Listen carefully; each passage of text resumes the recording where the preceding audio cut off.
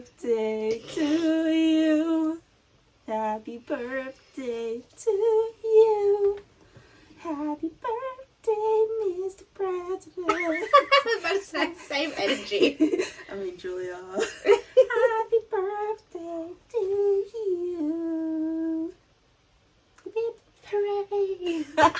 Tim Hoover, Chuck Cosby, Nathan Malone, Jeremy Hoyt, Ben Harris, Tyler Shane, Lawrence Martin, Random Alley Guy.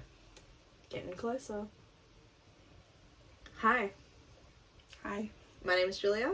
Kristen. And this is our part 2 episode of the Mindfuck series, where we're covering Sidetracked by St. Abby. Stabby. I know we did content warnings for the first episode of this series that we did, but a little refresher. Slut shaming, pedophilia, and there's child sexual abuse, child pornography, rape, graphic murder, child kidnapping, hostage prisoner situation. It discusses infertility and death of a parent in the past. Definitely as the books go on, those content warnings and trigger warnings and the themes that some readers might find distressing definitely adds up. Yeah, increases. It's like 0 to 100. I think I said this last time in like episode 1 as well, but definitely check your trigger warnings and your content warnings before you read this book or before you consider reading this book, especially all the way through to the 5th one, because this is such a good series that if you start at book 1 and then start to feel a bit off about what the topics are discussing, you're going to be a little bit disappointed in yourself because the story is beautiful. Yeah, you're going to be disappointed if you don't finish it. Yes. And yeah, it's definitely a lot of plot, but it's heavy plot. Yeah. And I think that's what makes the story and the impact hit that much harder. Definitely. You feel everything. Yeah. That the characters feel. So, I just realised we left last episode on knock knock, who's there? Hadley. That's all. This is the end of the episode. Goodbye. So, holy shit. That's right. Book 1 finished on such a cliffhanger that we couldn't help ourselves but kind of end the episode the same way as well. Yeah. We had to suffer. Now you have to suffer. Bitch juice. I'm gonna say it every time one of us drinks it. Pretty much. So, Sidetrack kicks off right where book 2 ended. Thankfully. It's... Yes. Well, look, I know sometimes when books end on cliffhangers, it picks up from like a different situation. Oh, yeah. And then it's like the author builds back up to that suspenseful moment before you get answers. Or even just has a whole book in between. Sarah Thomas. Hey, don't diss our queen. I'm still salty about that. Making me wait. So, St. Abby. Stabby. She doesn't do that to us. Thankfully, Sidetrack picks up exactly where the risk ended. It's as if it's like a continuation of the conversation or a continuation of the exact scene that you finished. Yeah. But I think what I mentioned last time as well, the fact that she's stopped the book there instead of continuing it on for like a giant like one book, it's got more of an impact. It makes you stop and pause and think before you pick up book 2. Like, it gives you a chance to breathe and reflect and go, holy fucking shit, what is about to happen? When I finished book 1, when I finished The Risk, I had 3 main predictions. 1, I wrote, I don't think she's going to kill Hadley. Yeah. Hadley confronts Lana, and I was like, dumb fucking move confronting a serial killer like this. Look, she didn't know she's a serial killer, to be fair. But in the back of my head, I'm like, I don't think she's going to kill her. I don't think this is where Hadley is going to die. No. I also had, my second prediction was, I think she'll eventually slip up and Logan will become suspicious of her. So that was my thoughts right at the book one. I thought she was going to fuck up somewhere. Yeah. And my third prediction was the boogeyman is going to find her and she will kill him. That was my third prediction. Yeah. So when I finished book one, those were my thoughts on where I thought book two was going to go. What about you? Similar train of thought. I did not think Hadley was going to be harmed in any way. The way you learn even just smidges of her character, you know she's going to be like, you know, a team player of that story. Whereas how they had talked about the rest of the team, you're like, they might die. Literally. I thought Lisa was going to die. Yeah, I'll agree with that one there. She did. She didn't feel vital, but she was there to be an annoyance of a character. Yeah. Did you have any other predictions? Same with the boogeyman. I knew that he was going to come find her and she was just going to fuck him up. And I was so ready for that. Yeah. Okay, cool. So, with book two picking up exactly where book one ended, Hadley is like, oh, why did you steal a dead girl's identity? And Lana, fucking genius, outsmarts Hadley. Yeah. I was a little bit speechless and I couldn't think of how she was going to get herself out of this situation. Yeah. But her and Jake had just thought of every contingency. And this was like one of the scenarios that they had played out in their heads. And she had a full speech. Yeah. Full speech, ready to go. Knew how to act as well to get Hadley off her case. Mm-hmm. And it was fucking brilliant. Like, you appreciate Lana that much more in this moment. But you're also just like, fuck off, Hadley. Yeah. I didn't like it to begin with. Yeah, her and Jake have thought of everything. And I also wrote down that despite Hadley being bang on, like fucking bang on about Lana stealing, what's her name? It is Kennedy, yeah. So despite Hadley being bang on about Lana stealing Kennedy's identity, Lana has an answer to every single question that Hadley throws her way. And Jake, his fucking mind had the tech smarts to back up everything that Lana was saying. Mm-hmm. And it's brilliant. Like, Jake had fabricated and altered so much information, including past medical reports, to make to make Lana's injuries line up with Kennedy's and Kennedy's match Lana's, so that when they trace back the computer systems looking at these two girls, all of Lana's scars would line up with the injuries that Kennedy had from the car crash. Mm-hmm. Brilliant. Jinx, you owe me a soda. Did we just become best friends? Oh, and remember how Lana got Hadley away from her house? Lana was like, what are you doing here anyway? The boogeyman struck again. Shouldn't you be over there helping the team? And Hadley had no fucking clue. Yeah. Brilliant. So, the boogeyman is now starting to get more and more blatant in his victims. So he's essentially going public with his kills and public with his message towards Logan. Mm-hmm. Because this is the murder where the boogeyman has actually carved Logan's name onto the chest of a judge's wife and hung her dead body out of a city window on full display. Yeah. He's gone cocky. Absolutely brutal. He's evolving. he's criminal minds. He's devolving at this stage. He's getting more and more unhinged. Because the boogeyman is specifically targeting Logan, they put Lana under police protection as well. I believe with his MO that the boogeyman, to get to Logan, is going to go after Lana. Yeah. And Lana's all like, fuck yes, come at me, bitch. This is exactly what I want. And like another thing that's going at the same time, like obviously they're looking into the boogeyman because, you know, he's now evolving, devolving.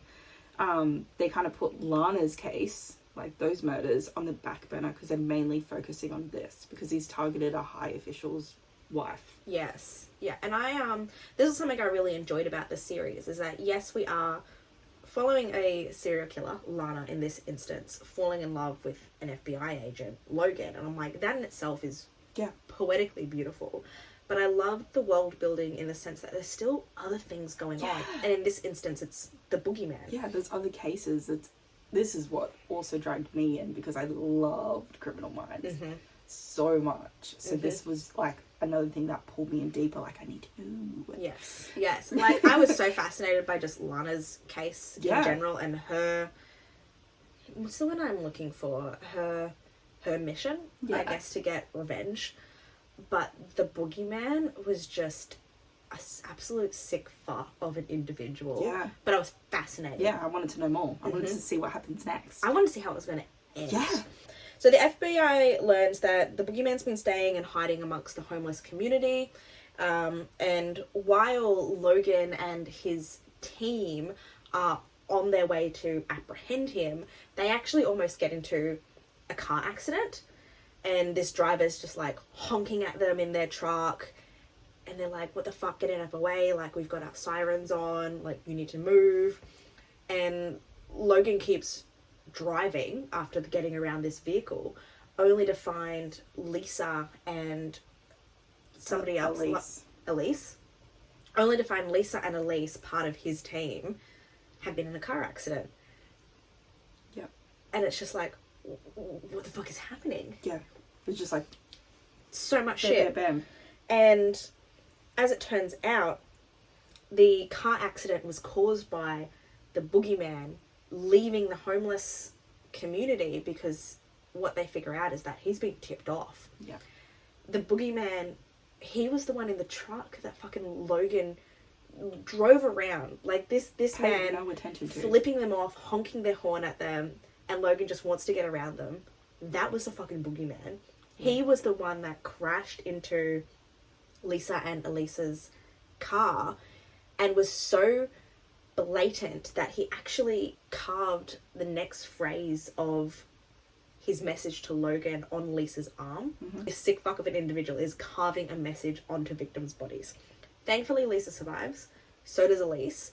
And one of them actually managed to get off a shot and shoot the boogeyman in the shoulder. It only injured him. It didn't knock him out. It was just enough to clip him and kind of scare him off and stop him from taking their lives as well. But this is where they figured out that the boogeyman had a hostage. Yeah. And this hostage ended up being the daughter of someone important who was involved in this case. The boogeyman had taken his daughter, gave him a burner phone, and essentially said, you need to tip me off. If they're coming in my direction or they're suspicious of me, you need to tip me off, otherwise I'm going to kill her. Yeah. And if you say anything to them, I'm going to kill her. And it was just like, why like, as a parent, like, why didn't this father do more to protect his daughter? Because his daughter had been with the boogeyman for several days at this stage. And all you could think is, oh, she's dead. She has to be dead now. And, like, she's been in a cage, locked up amongst the homeless. The homeless are all turning a blind eye to what was happening. And she was getting raped. She was getting abused. She was getting assaulted. Just absolutely horrific to think what this girl had gone through, while her dad essentially just stood by and did nothing. Heartbreaking. So, unfortunately, the boogeyman got away. But that's... Look...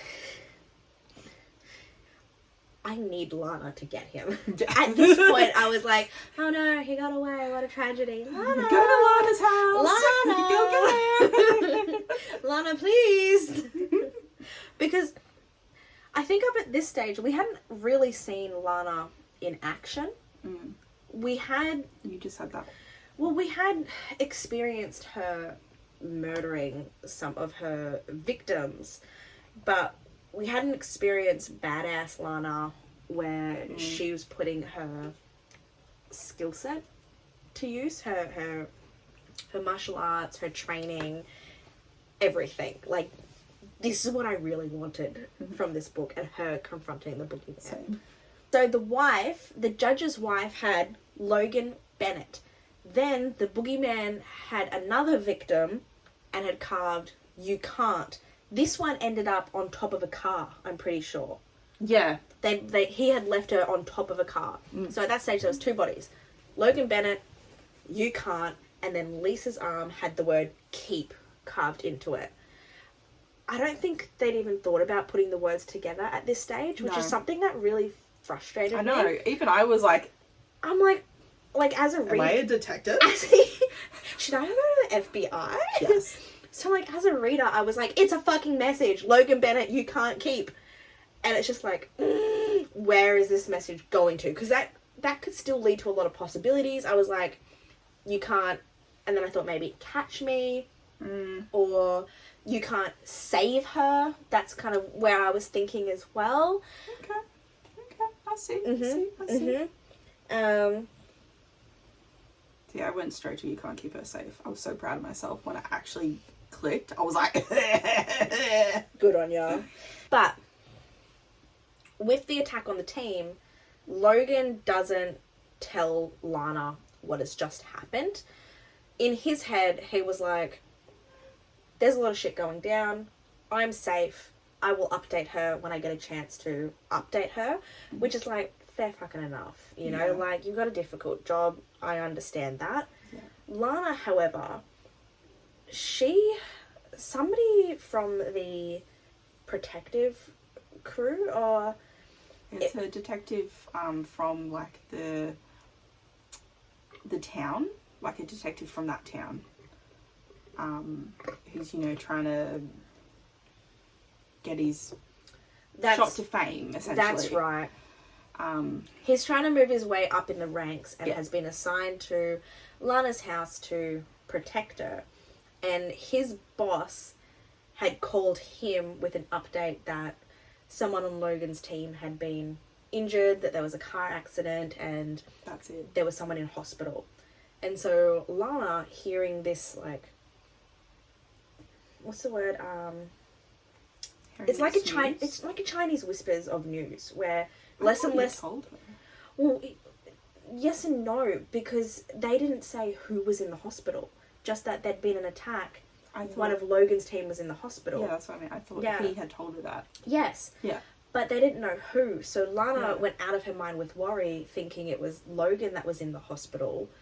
And essentially, she's like, I ain't fucking staying here. We're going to the hospital right now. Yeah. And Logan's like, yeah, it's better that Lana's not here. You know, I'm not going to tell her if she's going to want to come here otherwise. And Detective dumb shit can't stop Lana, ends up taking her to the hospital, which is so fucking public. And Logan's like, no, this is exactly what the boogeyman wants. He's going to get you now. Yeah. And Lana in her head is just like, come and get me, bitch. And also she's so angry at him. So angry. Mm-hmm. She loses her shit. Like, I can see both sides of the, like, I feel for both of them, but I'm like, you're also being a fucking idiot right now. Mm-hmm. That's it. Like, I understand Logan's perspective in the fact that he's dealing with a lot of shit. Yeah. I do also understand Lana's perspective as well, because all Logan had to do was maybe send off a text message to say, I'm okay. Yeah. But at the same time, there was so much miscommunication.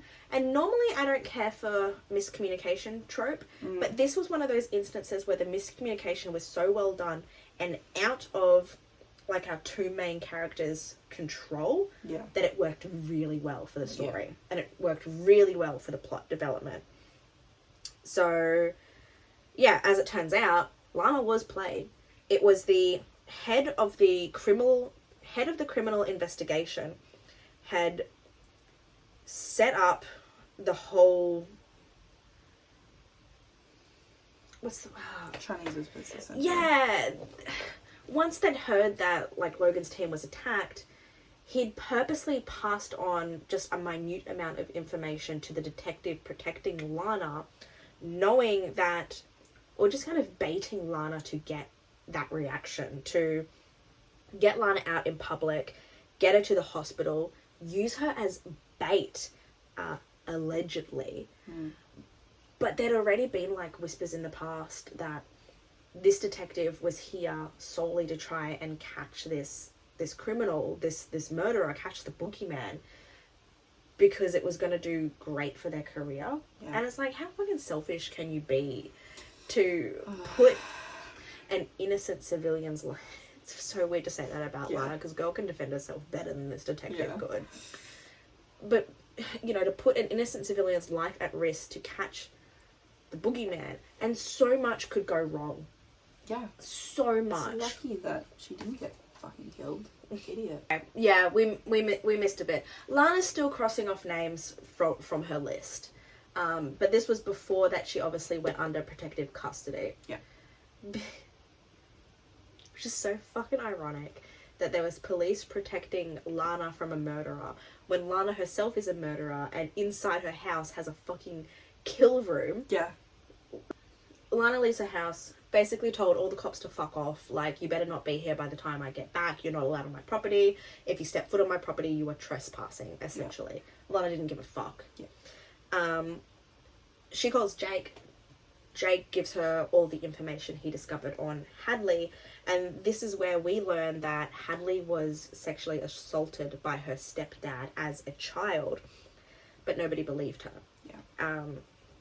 She was essentially like gaslit. Is that the word I'm looking for? Yeah. So as a child, Hadley was gaslit to believe and was convinced by authority figures. So we're talking her own mother, psychiatrists, doctors, all told her that what she was saying about her stepdad and the accusations she was throwing at her stepdad was, a whole... She was just a compulsive liar. Mm-hmm.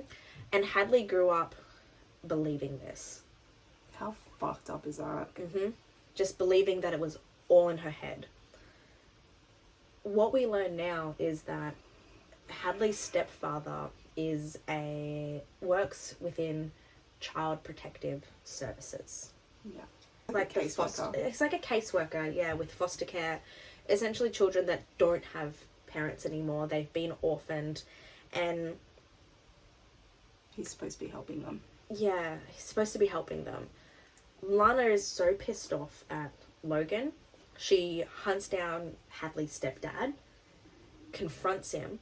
Well, I think she breaks into his house first and finds in his top bedside drawer there are 70 photographs of children. I'm not going to go into specifics about what the photographs were showing, but there were 70 Polaroid photographs of children in his bedside drawer, including a photograph of Hadley when she was a young girl. The Hadley stepdad comes home. Lana obviously does her badass shit and gets him to confess to everything. Gets him to confess, gets him to draw on a piece of paper a map on where he's buried all of these bodies as well, and even learns that he actually still has a girl tied up in a shed somewhere out the back of his property. Yeah. Lana kills him in his cellar and manages to still get his fat ass body up the stairs. Yeah, like over a hill, far away in a river, like... So I think at this stage, Lana has tried to change up her MO so that this guy doesn't get connected to her murders, but something that she does still tips off the police or the FBI that Lana, or their unsub, is the same unsub that has now killed Hadley's stepdad, and they just don't know why Lana, changed up her MO, how he's connected. But this is also where we learn that Lana has been taking nails from the victims' houses. Mm-hmm. And I think we later find out when she does get back to her house that she's been putting these house nails into a fake apple that she has on her desk. And I thought, beautiful, because this explains the front cover for like the whole entire series. This hand holding an apple with like nails stabbed into it. You don't understand why. Yeah. Now you do. Yeah. And it's beautiful. Because up until this stage, you kind of thought Lana hadn't been taking tokens. And it's always something to do with serial killers, that they do take a token from their victims. We just couldn't figure out what. And the FBI couldn't figure out what either, because it seems as nothing was taken. Yeah. Turns out she'd been taking nails from their houses. Something so subtle. Yeah. And that's when they also changed the MO of Lana's, the unsub. Because, you know, what did they go from? They go from something to revenge. Yeah, they just thought that Lana, the unsub, was a psychopath. Yeah. They couldn't explain more than a psychopath, because they were like, it should be a woman doing these murders with because she chops off their dick. Yeah. So, like, it should be a woman doing these murders, but they couldn't piece it together with the clues that Lana was purposely leaving behind, putting them off the trail, off her scent. But yeah, this is where we changed it. This is where the FBI changed up their MO, and then trying to figure out who it could be, and that it must be a revenge killer, and it has to do something with sexual assault in the past. Yeah. But that was as far as they could work it out.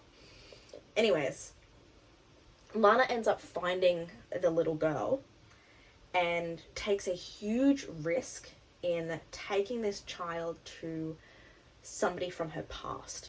Lana takes the little girl to Lindy's house, and Lindy is someone that used to live in Delaney Grove not with Lana, but she just came from Delaney Grove. Yeah. And she was also somebody that was a victim of this town. Not to the same extent as Lana and her brother were, and like Lana's whole family. Yeah. But Lindy was still a victim, a sexual assault victim. She was raped. Her husband didn't believe her and divorced her, basically chased her out of the town, believed the rapist over his own wife. Yeah. So Lana took a huge risk after rescuing this girl and going to Lindy's place and basically handing over the child. Yeah. Just knowing that she was going to be in safe hands, and knowing that, putting so much trust that Lindy was going to also keep Lana's secret safe. Just the main fact that Lana was alive. Yeah. Victoria was alive. And Lana gave Lindy specific instructions that as soon as this murder is announced through the news, that she is to go to a specific police station, specifically Logan's police station, and had basically instructions on how to keep the child, instructions on when to hand over the map that had all the graves circled. And to only ask for Logan, and to specify that she would not say anything until she had something in writing saying they would not take the child from her. Hands down, Lana thought of everything and every single angle. And on the spot. Just fucking brilliant. Genius. We love Lana Myers. So, the police figure out pretty quickly. The police find this guy's body so fast, and Lana's just back in town by this stage. Yeah. Ends up at the police station. Lindy and the new little girl end up at the police station as well, and it's like, holy shit. Just this scene. It's so much anxiety. Because, like, in a civilian room is Lana drinking a can of Coke with her feet kicked back, watching the television, blasé to everything around her, or, you know, seemingly blasé to what's happening just in rooms behind her. And then in another room, you've got Lindy and the girl being interviewed, and everything that you said, Christy, trying to make sure that it goes their way before they hand over so much information. Yeah. And of course, Hadley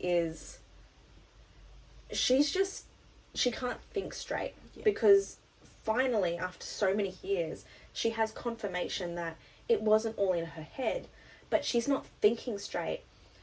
And this little girl kept referring to the angel. The angel's going to keep me safe. The angel saved me. Some people think into it, some people don't.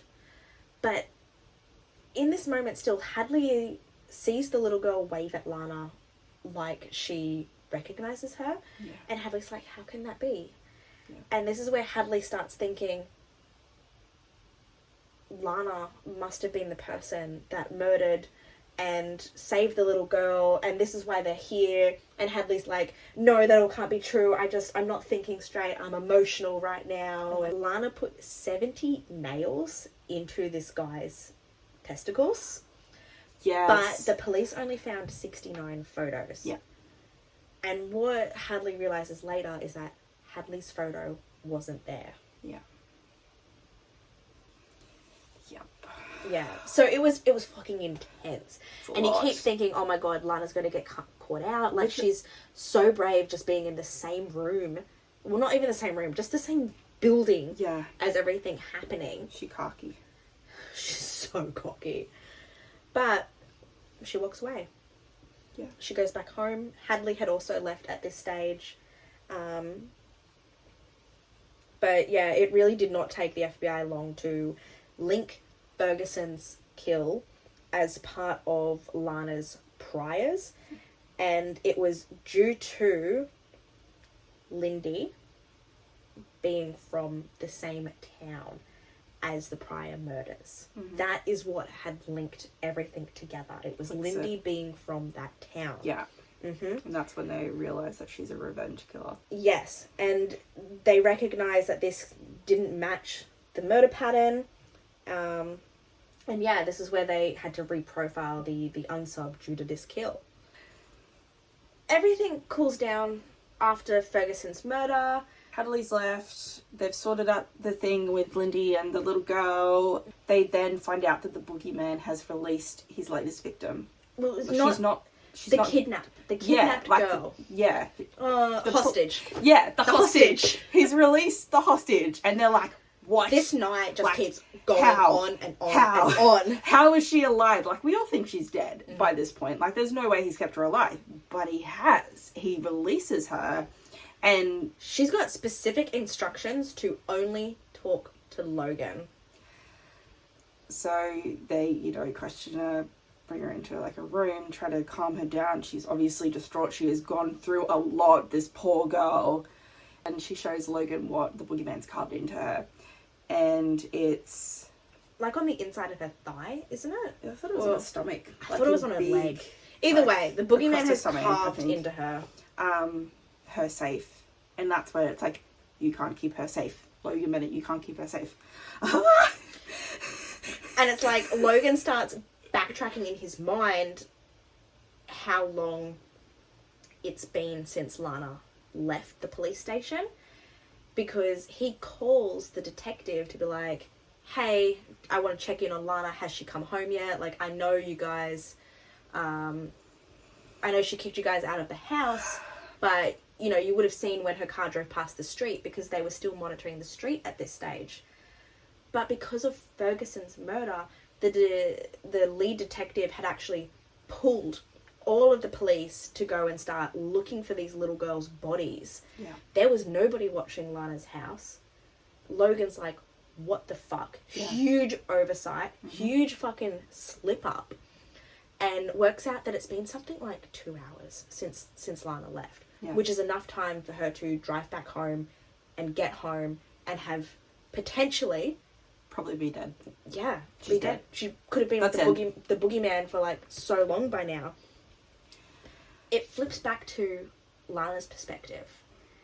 Lana has driven home, she's on the phone to Jake, and hangs up so that she can unlock the door, essentially. She hears music playing and just thinks she's left her iPod on from earlier. This is where I was like, Lana, you are so smart. You think of everything. Yeah. Why do you think you left your iPod and music playing when you left the house so angry earlier? Yep. She steps inside her house. She closes the door behind her, locks the door. She gets hit on the head with a hammer. And And that's when the last line, the boogeyman says, feisty, I like that, and so pretty. Agent Bennett picks them well. He left you all alone, finally. Tell me, princess, are you afraid of the boogeyman?